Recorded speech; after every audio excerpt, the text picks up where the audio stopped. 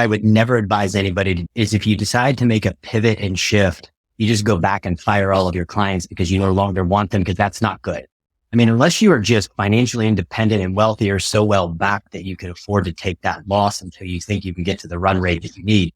And so we didn't do that. We didn't fire anybody. We allowed natural attrition to take place. We wanted to be responsible to the things that we had agreed to do. And we didn't want to just dump anybody on their head, because even if we became wildly successful at doing this other thing, we didn't want to leave a bad taste in anybody's mouth.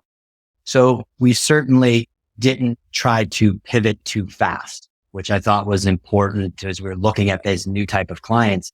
But then what we really started to figure out is we didn't really want to deal with the end users anymore. And as we were starting to make this transition, so we said, okay, let's focus on MSPs.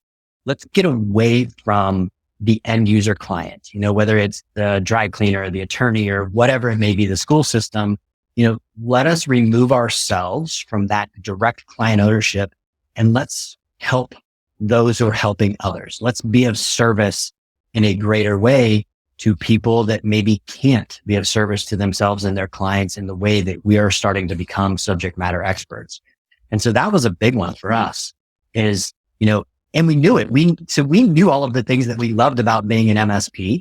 We knew all of the things that we absolutely hated that manufacturers did to us as an MSP, whether it was stupid contracts or mandatory requirements to do this, that, or the other thing, or the annual spend, or the Evergreen Clause.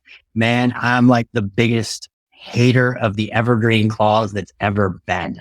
Like, make me sign a term on something, and then if I don't get within the window and I get busy, tired, lost, or sick, I'm just going to get sucked in for another 3 years because?